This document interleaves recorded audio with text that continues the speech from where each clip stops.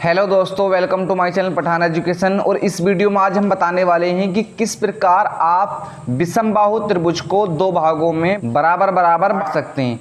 तो दो प्रकार से हम बताएंगे आपको कि किस प्रकार आप बांट सकते हैं। एक तरीका ये है कि आप बिना मापे ही से बांट सकते हैं, और दूसरा तरीका है इसे माप कर भी आप दो बराबर भागों में बांट सकते हैं। तो इसलिए वीडियो बहुत ज़्यादा इंपॉर्टेंट होने वाली है। वीडियो को लास्ट तक जरूर देखना। मात्र 5 मिनट की वीडियो होगी। उस 5 मिनट में आप विषमबाहु त्रिभुज को दो भागों में बांटना सीख जाएंगे। तो यदि आप हमारे चैनल पर पहली बार विजिट करें हो तो चैनल को सब्सक्राइब कर लेना और बेल आइकन की घंटी को प्रेस कर लेना, ताकि मैं जब भी न्यू वीडियो अपलोड करूं उसका नोटिफिकेशन आपके पास पहुंचे और उस वीडियो को आप देख सकें। सबसे पहले देखते हैं विषमबाहु त्रिभुज किसे कहते हैं।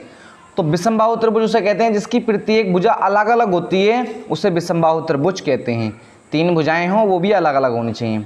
तो सबसे पहले हम देखते हैं कि इसे बिना मापे हम दो भागों में कैसे बांट सकते हैं। तो सपोज करो यदि आपका इस साइड पर रोड अगर है तब आप इधर से बांट सकते हैं। इस साइड पर रोड हो, किधर ही भी रोड हो सकता है आपका, तब भी आप आसानी से बांट सकते हैं। एग्जाम्पल के तौर पर मैंने माना कि यदि रोड आपका इधर है, तो यदि इधर रोड है तो ये भुजा हमारी कितनी है, 85 फीट है।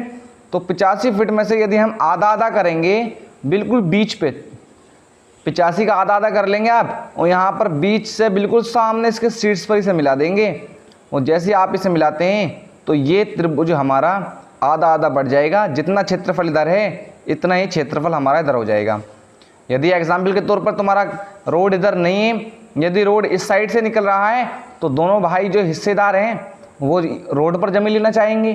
तो इसलिए आप यहाँ पर 90 फीट है, तो 90 फीट में बिल्कुल बीच पे यहाँ पर 45 फीट पर निशान लगाएं। 45 फीट इधर और 45 फीट इधर, और आप इस प्रकार से इसे बिल्कुल बराबर सीधा लाइन खींच दें, तब भी ये आधा आधा बढ़ जाएगा। दोनों हिस्सेदारों को इस प्रकार से मिल जाएगा। अब यदि दोनों हिस्सेदार इस प्रकार से नहीं मान रहे हैं तो किस प्रकार हम बांट सकते हैं। दूसरा तरीका क्या है, यदि रोड इधर ही है, इस साइड ही रोड है, तो हम किस प्रकार माप सकते हैं। उसे हमें क्या करना होगा, इस प्रकार से भी हम माप सकते हैं। इस प्रकार से कि एक लाइन बीच में ड्रॉ कर दें, एक हिस्सेदार ऊपर ज़मीन मिल जाएगी और एक हिस्सेदार को नीचे ज़मीन मिल जाएगी। तो उसके लिए कैसे करना होगा, उसके लिए का प्रोसेस हम नीचे बताने वाले हैं। तो आइए उसे देखते हैं। तो नीचे वाला प्रोसेस मैंने लिख लिया है ताकि वीडियो लंबी ना हो सके, फिर भी मैं कोशिश करूँगा अच्छी तरीके से आपको समझा सकूँ और आपके समझ में आ सके। और जैसे कि आप सभी देख सकते हैं, एक त्रिभुज बना लिया है हमने। इसे हमें बांटना किस प्रकार है, हमें बांटना इसे इस प्रकार है कि यहाँ पर दो भागों में करना है। एक हिस्सेदार को ऊपर ज़मीन मिल जानी चाहिए और एक हिस्सेदार को नीचे ज़मीन मिल जानी चाहिए। बट हमें प्रॉब्लम ये यहाँ पर हो रही है कि ये लाइन जो हमें ड्रॉ करनी है, ये खींचनी है, ये कहाँ पर खींचनी है। तो उसके लिए हमें क्या पता होना चाहिए, उसे हमें यहाँ से लेके यहाँ तक की दूरी पता होनी चाहिए। मतलब यहाँ से लेके यहाँ तक की दूरी कैसी, वो भी लंब, मतलब 90 डिग्री कोण बने। ये यहाँ से लेके एक ऐसी भुजा होनी चाहिए जो 90 डिग्री सामने वाली भुजा पर 90 डिग्री का कोण बना रही हो, यहाँ पर 90 डिग्री का। तो हमने एक यहाँ पर खींच लिया। आप इसकी लंबाई माप भी सकते हैं। यदि आपने लंबाई नहीं मापी है तो इस लंबाई को आप निकाल भी सकते हैं। तो उसके लिए सबसे पहले क्या करना होगा, आपको इस त्रिभुज का क्षेत्रफल निकालना होगा। त्रिभुज का क्षेत्रफल निकालना होगा। तो आइए सबसे पहले हम इस त्रिभुज का क्षेत्रफल निकालते हैं। एक भुजा ये है, एक भुजा ये है और एक भुजा ये है। तो विषमबाहु त्रिभुज का क्षेत्रफल किस प्रकार निकालते हैं ये आपको पता होना चाहिए।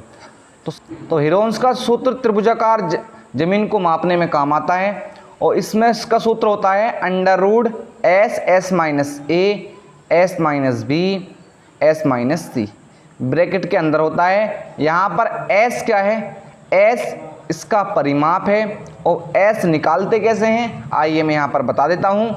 एस निकालने का तरीका होता है एस बराबर ए प्लस बी प्लस सी और बटे में 2। यहाँ पर ए क्या है, बी क्या है और सी क्या है। यहाँ पर ए एक भुजा है, बी दूसरी भुजा है और सी तीसरी भुजा है। कोई सी भी भुजा यहाँ पर ए ले सकते हैं आप।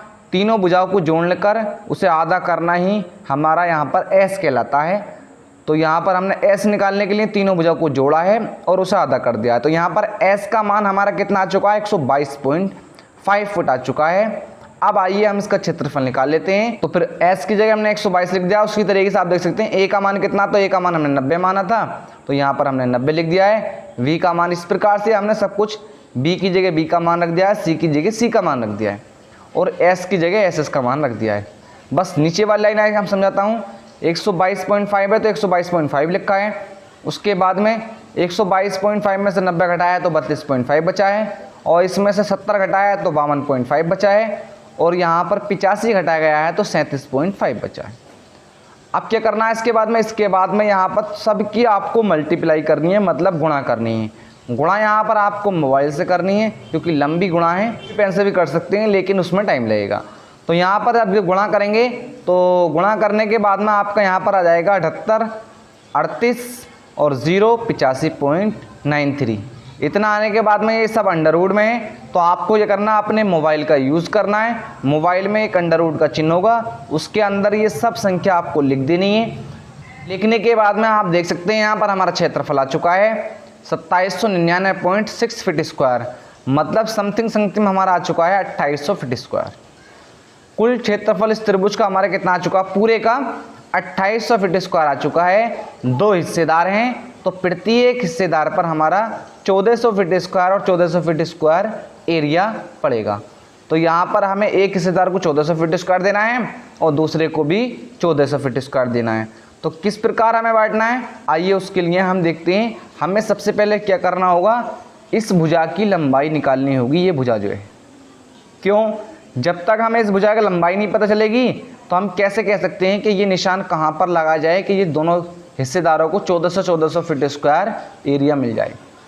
तो इसकी लंबाई निकालनी बहुत आसान है। तो उसके लिए एक त्रिभुज का क्षेत्रफल होता है। इस त्रिभुज का क्षेत्रफल आप दूसरे फॉर्मूले से भी निकाल सकते हैं। कौन से थे? एक फॉर्मूला होता है क्षेत्रफल बराबर त्रिभुज का क्षेत्रफल जो होता है वो क्या होता है, 1/2 आधार गुणा लंब। आधार गुणा लंब ये किसके लिए होता है? लेकिन लंब यहाँ पर क्या है? लंब है ऐसे त्रिभुज की वो भुजा, ऊंचाई जिसे कहते हैं, ऊंचाई मतलब 90 डिग्री का कोण बना रही हो। तो अब ये भुजा की लंबाई अगर हमें निकालनी है तो इस त्रिभुज का क्षेत्रफल तो हमें पहले ही पता चल चुका है, कितना आया था? 2800 फीट स्क्वायर आया था। तो हम यहाँ पर लिख देंगे 2800 फीट स्क्वायर हमारा क्षेत्रफल आ चुका है। यहाँ पर 2/में है तो आप 2/में रहने दें। आधार कितना है हमारा? आधार देख सकते हैं यहाँ पर, यहाँ से लेकर यहाँ तक की भुजा आधार कहलाती है। तो यहाँ पर ये कितना हमारा 70 है। लंब मालूम है नहीं हमें, लंब हमें कैलकुलेट करना है, मतलब ज्ञात करना है। बटे में 2 है तो आप बटे में 2 लिख देंगे। ये 2 बटे में है तो इससे गुणा करेगा, जब इससे गुणा करेगा तो हमारा कितना आ जाएगा? 5600 आ जाएगा। और हमारे यहाँ पर कितना, ये गुणा में है तो इसे आप ऐसे लिख देंगे लंब। आप ये करना, देखो गुणा में है तो गुणा से संख्या कहाँ जाती है? बटे में जाती है। तो आप डायरेक्टली इसे बटे में लिख देंगे तो 5600 बटे में 70 आ जाएगा। और यहाँ पर कितना जाएगा? लंब। जब आप इससे इसकी भाग करेंगे 0 से 0 कैंसिल हो जाएगा, 7 × 8 = 56। तो लंबाई कितनी आ जाएगी? हमारी लंबाई आ जाएगी 80 फुट। लंब की लंबाई कितनी आ जाएगी? 80 फुट। यहाँ से लेकर यहाँ तक की दूरी कितनी है? 80 फुट है, लंबाई आ चुकी है। अब हमें कहाँ पर निशान लगा जाए कि ये क्षेत्रफल दोनों बराबर हो जाए? तो आइए पहले हमें कुछ नाम दे लेते हैं। जैसे भी हमने ABC नाम दे लिया है, इन बिंदुओं को भी नाम दे लेते हैं। इसे P दे देते हैं, इसे Q नाम दे देते हैं और इसे R नाम दे देते हैं। जबकि वो पॉइंट जहाँ पर हमें निशान लगाना उसे हम O नाम दे देते हैं। अब हमें क्या निकालना है? अगर हमें AO दूरी पता चल जाए तो क्या करना होगा? उसी हिसाब से हम वहाँ पर लाइन खींच देंगे, दोनों क्षेत्रफल बराबर हो जाएंगे। तो उसके लिए सूत्र क्या है ये मैं बता देता हूँ, आपको दिखा देता हूँ। AO का स्क्वायर, मतलब जो सी भुजा आप ज्ञात करना चाह रहे हैं इस भुजा का आपको स्क्वायर किसके बराबर होता है? AR के स्क्वायर के। AR कौन सा है? AR ये फुल लंबाई जो अभी हमने ज्ञात करी थी, AR इस लंबाई का आपको स्क्वायर करना है। उसके बाद में गुणा का चिन्ह लगाना है। APQ का क्षेत्रफल, APQ कौन सा है? छोटा वाला जो है APQ, इसका क्षेत्रफल जो आया कितना आया? 1400 आया है। मतलब दो पूरा कितना था? पूरा तो हमारा कितना था? 2800। जब आधा आधा करेंगे तो 1400 ही तो हो गया ऊपर वाले के लिए, तो यहाँ पर 1400 हो जाएगा। फिर ABC का क्षेत्रफल लगाना है। ABC का मतलब है पूरे त्रिभुज का क्षेत्रफल। पूरे त्रिभुज का क्षेत्रफल कितना? 2800 फीट स्क्वायर। यहाँ पर रख देंगे, आसानी से इस भुजा की लंबाई आ जाएगी और यहाँ पर लाइन खींच देंगे, दोनों त्रिभुज आराम से बराबर बराबर बढ़ जाएंगे। तो आइए वही मान यहाँ पर रखते हैं। यहाँ पर A का स्क्वायर AR, तो AR की लंबाई कितनी? AR की लंबाई हमारी आई थी अभी 80, तो 80 को आपको 2 बार लिखना है क्योंकि स्क्वायर है। स्क्वायर का मतलब होता है संख्या को 2 बार गुणा में लिखना। गुणा का चिन्ह लगाएंगे। APQ का क्षेत्रफल, APQ का क्षेत्रफल मतलब छोटे वाले का क्षेत्रफल, वो कितना आया था हमारा 1400 बटे में ए बी सी का क्षेत्रफल कितना आया है, ए बी सी का क्षेत्रफल आया हमारा 2800, तो वो लिख देंगे आप 2800। 1400 से 2800 काटेंगे तो ये कितना कट जाएगा, 2 बार कट जाएगा। और 2 से जब 40 को काटेंगे तो कितनी बार कट जाएगा, जब 2 से 80 को काटेंगे तो कितनी बार कट जाएगा, 40 बार कट जाएगा। तो यहाँ पर हमारा आ जाएगा ए ओ का स्क्वायर बराबर, यहाँ पर कितना रहेगा 80 और यहाँ पर कितना रहेगा 40, इन दोनों की गुणा करेंगे तो कितना आ जाएगा 8 चौक 32, यहाँ पर आ जाएगा हमारा 3200। अब यहाँ पर देखो स्क्वायर है, स्क्वायर को हटाते हैं तो यहाँ पर क्या आता है, इस साइड में अंडर रूट आ जाएगा, अंडर रूट कितना आ जाएगा 3200 आ जाएगा।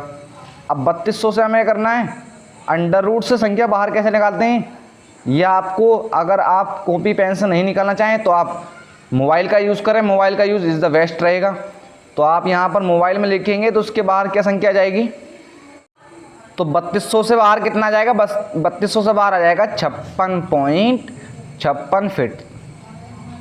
तो अब आपको ये करना है, या ऊपर से 56.56 फीट लंबाई मापनी है, मापने के बाद में ये वाली भुजा 56.56 मापने के बाद में जहाँ पर ये पॉइंट आए बिल्कुल सीधी लाइन यहाँ पर खींच देनी है। सीधी लाइन क्या, इस भुजा के समांतर, बिल्कुल जैसी भुजा ये आड़ी है तो ये भी आड़ी ही खींचनी है।